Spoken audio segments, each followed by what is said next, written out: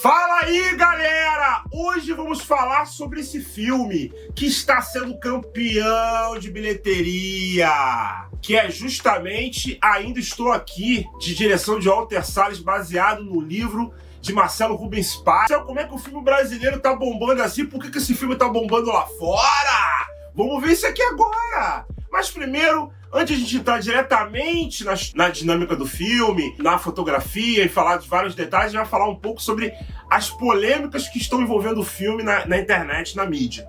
Que é disso que vocês gostam, né? Vocês querem saber dessas polêmicas, por que estão criticando o filme. E claro que isso tem fundamento, e eu vou fazer a minha autocrítica, a minha crítica da crítica. Porque aqui vocês sabem, aqui é um ator fazendo a minha crítica sobre a obra de arte. Temos a crítica da parte da direita e temos a crítica da parte da esquerda, até porque se trata de um filme que envolve uma questão política, que é a ditadura militar. Mas é justamente interessante do filme que é um filme que fala de ditadura militar, mas não é um filme de ditadura militar. E é isso que eu vou explicar aqui. Por isso que o filme se destacou. É isso.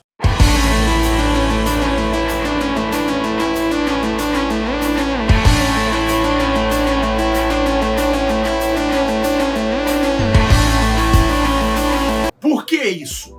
É aí que eu quero mostrar a questão. O filme se centra na questão da família e nessa busca para investigar-se quem é Rubens Paiva. A crítica que eu tô vendo ao filme vinda da própria esquerda é a seguinte, dos YouTubes de esquerda: se você é rico ou de classe média, branco, você não pode fazer filme de ditadura. A crítica, no fundo, é essa. Porque você é privilegiado com... Gente, é uma crítica que não tem nem comentar, né? É uma crítica que não tem fundamento algum sobre a arte que tá no filme. Quando a gente vai fazer uma crítica sobre o filme, a gente não tem que criticar a pessoa do artista. Quando a gente vai criticar uma obra de arte, vários grandes atores, grandes artistas, como pessoas, eram uma bosta. Então, assim, além do fato de que a crítica é totalmente sem fundamento. Porque o cara é branco, o cara não pode fazer filme de ditadura. O cara é branco, privilegiado, não pode fazer filme. É uma crítica esquerdista, de viés identitário, totalmente sem fundamento e ridícula. Walter Salles, que é herdeiro, então não pode nem sequer pegar na película do filme para fazer o filme. Aí, Walter Salles, tá complicado, hein? A crítica tem que ter fundamento na obra de arte. Ou seja, na verdade, no fundo, esses que estão criticando o filme sem fundamento algum na realidade da obra de arte estão usando o nome do filme para ganhar like através de hater. Essa é a grande verdade. E deu certo. Tá funcionando. No fundo, é isso. É isso que eu tô vendo na crítica lá do Jones Manuel, no Chavoso da USP. Até que são youtubers que falam... Tem questões que são bem interessantes. Eu assisto esses youtubers sobre outros assuntos, mas tipo, usar o nome do filme pra tentar ganhar like. No fundo, isso é desonestidade intelectual. Essa é a minha opinião sincera. Vamos falar do filme. Quer criticar o filme? Critica o filme dentro da obra de arte. O filme fala de uma época, quer dizer, de um contexto, uma família de classe média mesmo. E assim, desculpa, mas... vamos forçar uma barra identitária aqui e tal. No fundo, o que vocês queriam um filme panfletário. E é exatamente pelo filme não ser panfletário que o filme tá fazendo sucesso. Não é mais um filme sobre ditadura militar. A crítica, basicamente, que vem da direita é Lei Rouanet, filme comunista, que não sei o que lá. Eu nem vou me preocupar com isso. Isso aí é fora da realidade. O filme não está utilizando da Lei Rouanet. Walter Salles é herdeiro. Sabemos muito bem, parente da família que fundou o Itaú. Então, eu nem preciso entrar nessa questão. Patrocínio do stream da Sony, tem dinheiro vindo de tudo quanto é canto para esse filme. Tanto que a campanha desse filme é considerada uma das melhores campanhas já feitas do cinema brasileiro lá fora. Então, isso aí já é ponto bom. Vai abrir portas, talvez, para outros filmes brasileiros conseguirem alcançar lá fora. Mas vamos ao nosso comentarista de plantão aqui no Circo do Cinema. O grande e o nosso querido amigo Cult. Ainda estou aqui. É tão bom que o Oscar deve estar pensando: será que eu mereço Fernanda Torres? Se ela ganhar, vai ser o primeiro caso de uma estatueta dourada pedindo autógrafo para a atriz. O filme é tão emocionante que até as pipocas na sala de cinema estavam chorando. E a Fernanda Torres? Se ela não levar o Oscar, acho que o troféu vai se aposentar.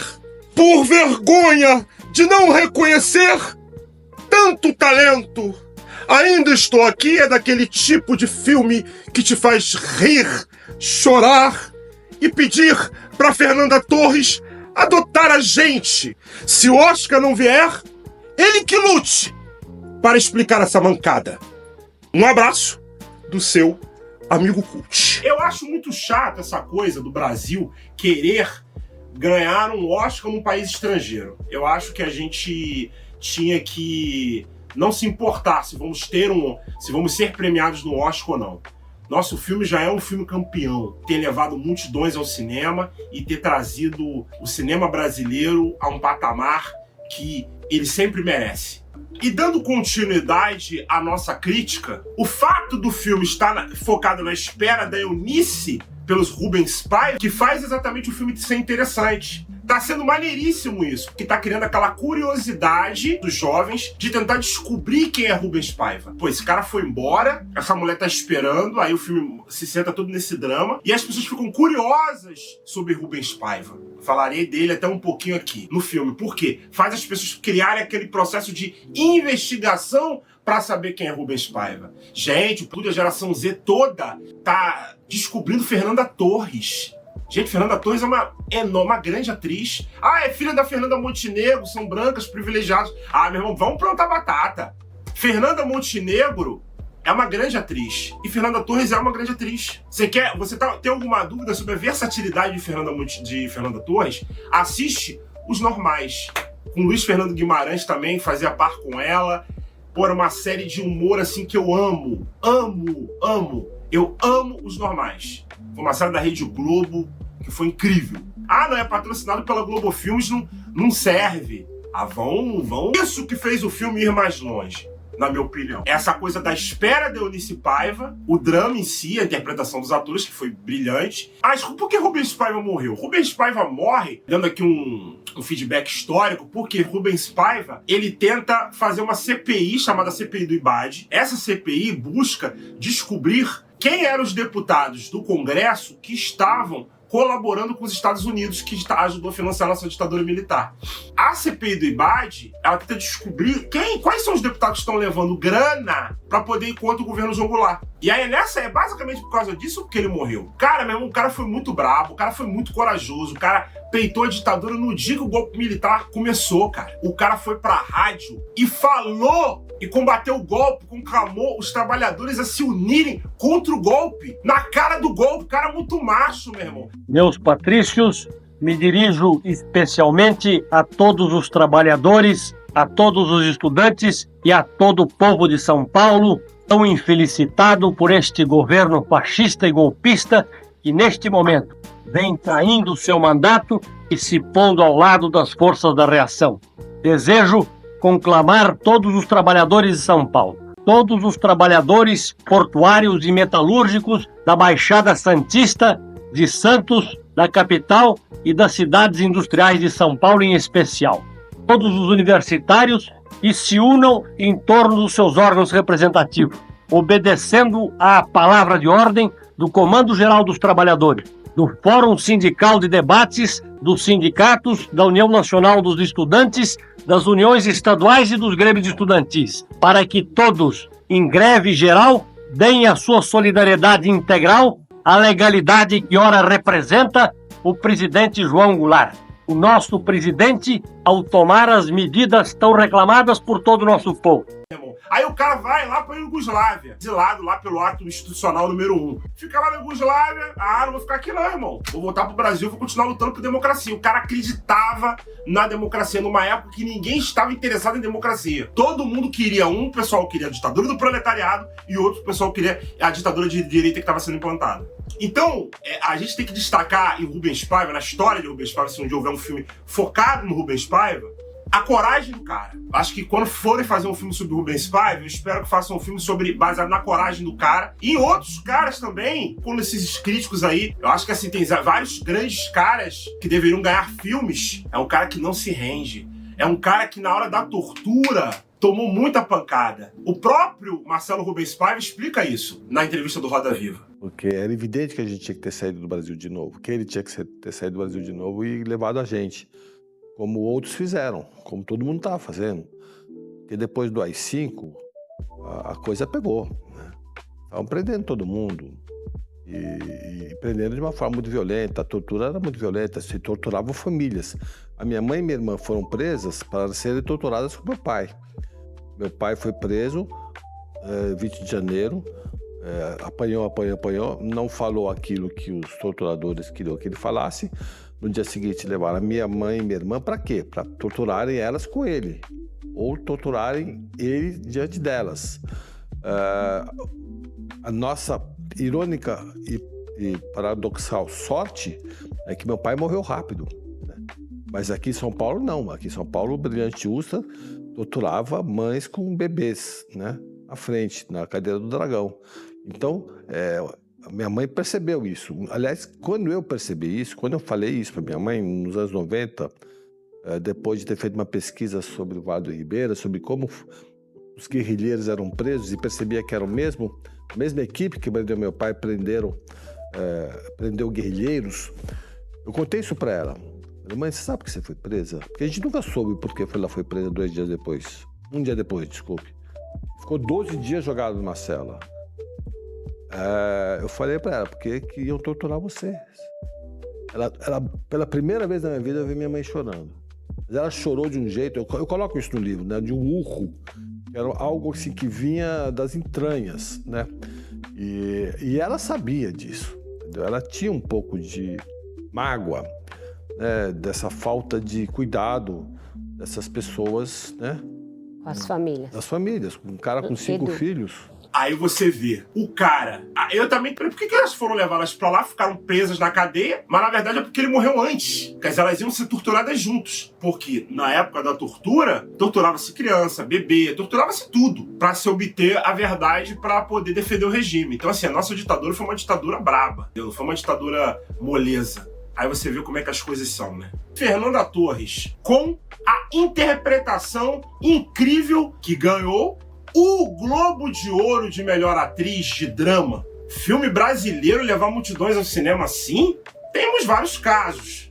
Central do Brasil, também do mesmo diretor, que também já falei aqui, vou deixar aqui o link. Bacurau, há pouco tempo. Tropa de Elite, que foi uma coisa incrível, que deveria ter tido um 3, mas não teve. E o que faz Ainda Estou Aqui ser um filme que levou multidões ao cinema? O principal fato que faz Eu Ainda Estou Aqui levar multidões ao cinema é o fato de não ser mais um filminho panfletário de ditadura militar. Mas, acima de tudo, é um filme que fala sobre uma família, a história de uma família, que é aí que se arrola o drama de Eu Ainda Estou Aqui, e que inclusive está levando esse filme a altos festivais e ganhando altos festivais. Fernanda Torres está superando todas as expectativas na sua interpretação, e ainda temos Fernanda Montenegro, que no final dá um show, sem precisar falar uma palavra. Esse filme é uma obra-prima, ele entra no drama. O olhar de Fernanda Torres diante de nós nos torna como uma lupa e nos leva ao passado,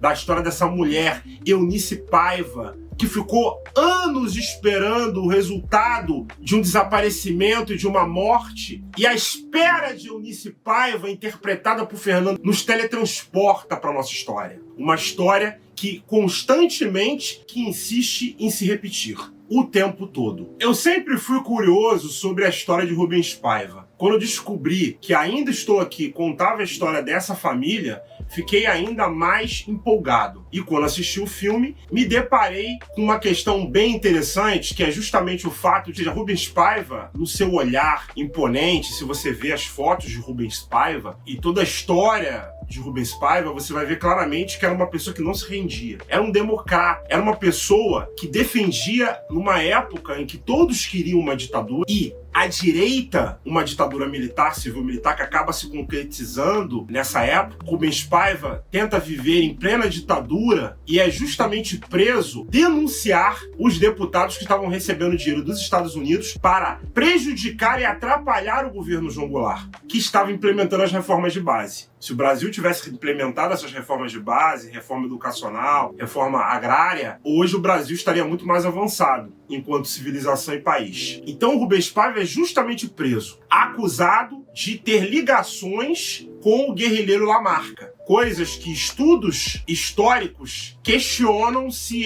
há uma veracidade ou não. Rubens Paiva não queria fazer uma revolução. Ele queria um governo popular que atendesse os mais pobres. Engenheiro Rubens Paiva pensava em fazer reformas e implementar, inclusive, a própria reforma agrária nas estradas, para que o país se tornasse uma megapotência através da própria agricultura familiar. Podemos dizer que a ditadura militar, do ponto de vista da história, é um dos períodos mais significativos da nossa história. Assim que como a Segunda Guerra Mundial está para a história mundial como um período mais significativo da história, pois mostra o lado mais sombrio do ser humano, a ditadura civil-militar de 1964, o clássico regime militar, é considerado um dos períodos mais significativos da nossa história para a gente estudar. Por que estão tentando boicotar esse filme? Estão tentando boicotar Ainda Estou Aqui, sem sucesso, porque o filme mostra exatamente a questão no final da anistia. Se segura que tem spoiler. Então quem não viu o filme, vai lá, assiste o filme primeiro, depois vem ver aqui a minha crítica, tá? O filme mostra essa realidade dessa família que fica à espera de um pai que nunca volta. Inclusive que aparece no filme no final, na cena mais significativa, em que se questiona por que a nossa história vive se repetindo e ainda se repete? Porque o Brasil é golpe atrás de golpe. E nada se resolve com esses golpes. Continuamos nos repetindo numa saída que nada se resolve. Só que com a deposição de João Goulart, o Rubens Paiva estava fazendo? Estava tentando democraticamente resolver essas coisas. Num ledo engano, o mesmo achou que conseguiria resolver as coisas de maneira democrática. Rubens Paiva foi um ingênuo? Não vou dizer que sim, não vou dizer que não. Até porque havia a promessa que os militares entregariam os poderes aos civis, desde Castelo Branco. Só que o que não ocorreu, e Castelo Branco morre posteriormente sob circunstâncias misteriosas num acidente de avião. Podemos dizer, foi um regime que muita coisa ficou oculta. E ainda está. Nós não julgamos os militares do golpe de 64, exatamente pela lei de anistia, que anistiou todo mundo, tanto o lado da esquerda quanto o lado da direita. Não elegemos um culpado básico para a questão do regime enquanto dinâmica de poder. Um regime se instala por conivência de grupos que estão no poder. E a ditadura civil-militar teve o apoio dos Estados Unidos. Podemos ver isso na própria Operação Condor. Vamos jogar aberto aqui em termos de dinâmica de poder.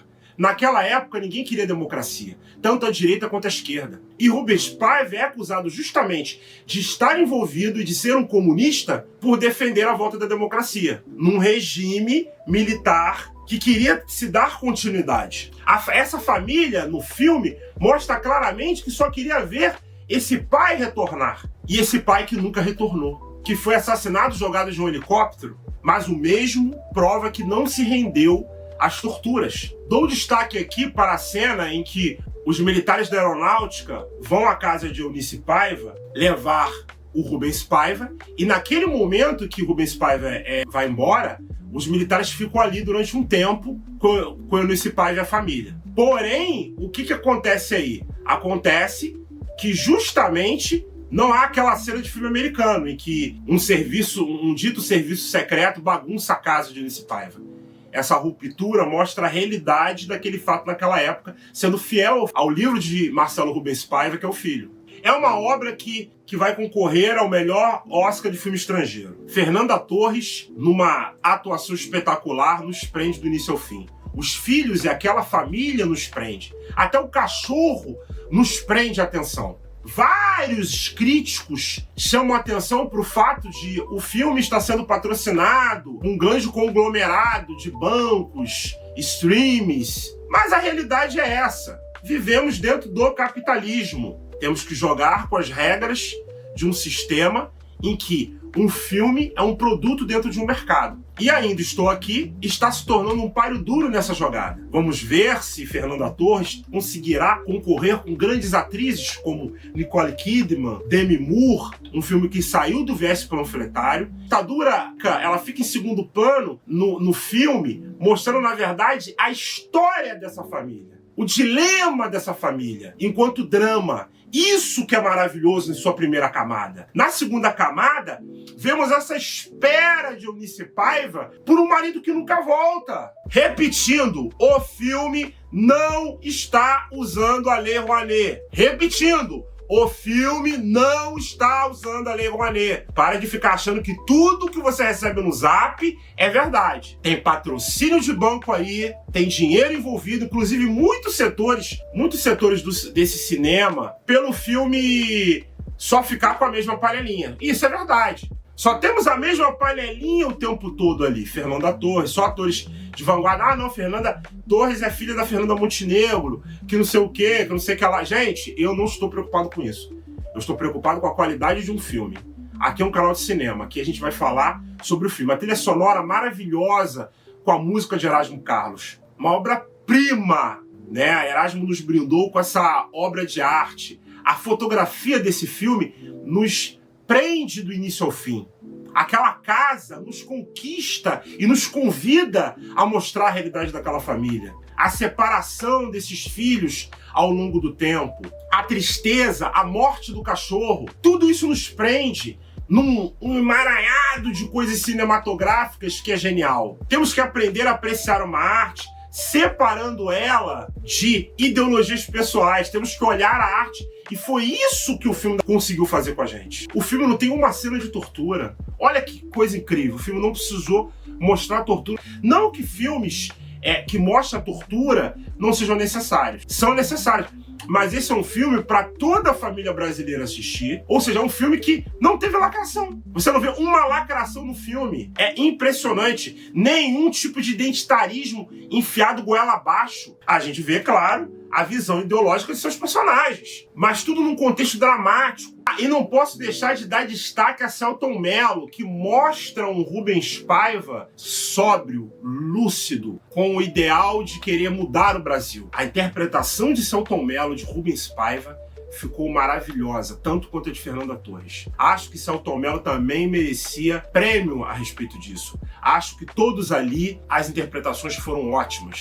Dos filhos, é um filme que mostra esse contexto familiar, essa família, essa vivência, e que nos remete, nos traz e nos teletransporta para isso. Vamos torcer para que esse filme ganhe mais prêmios, mas se não ganhar não tem problema, e que alcance o devido respeito ao cinema brasileiro, e que isso faça o cinema brasileiro ser fomentado. Que ali temos um grupo, temos muita grana envolvida, temos streams, temos que ter um cinema brasileiro mais forte. Precisamos de um cinema brasileiro, de anos de descaso com a nossa cultura, um cinema brasileiro forte, um cinema brasileiro que tinha tudo para dar certo, mas que com o incêndio da Atlântida não conseguiu atingir isso passado. Fomos muito sabotados, inclusive pelo próprio cinema americano. Vamos esperar e aguardar essa premiação maravilhosa do Oscar. Tamo junto. E aí a grande pergunta do filme, no final, com a Eunice Paiva, em que a Eunice está lá nos arquivos, recebendo a certidão da morte do marido, que ela é entrevistada, ela coloca por que essa questão não foi resolvida. Uma mulher que depois foi lutar pelos direitos humanos e pelos índios. Uma mulher que não se rendeu, politicamente falando, que lutou para que houvesse justiça. Na lápide de Eunice Paiva está escrito: uma mulher que defendeu a democracia. Eles eram amantes da democracia. Eles não queriam ditadura. Por isso que é um filme que fala de ditadura sem ser de ditadura. Temos que olhar para essa nossa história, que se repete desde um Brasil colônia, que passa por uma ditadura de Estado Novo e que chega num regime militar pós-64. Seria interessante fazer um filme centrado basicamente em Rubens Paiva. Embora Eunice Paiva tenha sido o foco do filme, isso é maravilhoso, um filme sobre o mesmo seria ótimo. E sobre outras figuras da nossa história que resistiram a regimes ditatoriais, até coisas no Brasil Império. Então é isso. Se inscreva no canal Circo do Cinema, siga a nossa página no Facebook, que está começando a crescer, e tamo junto!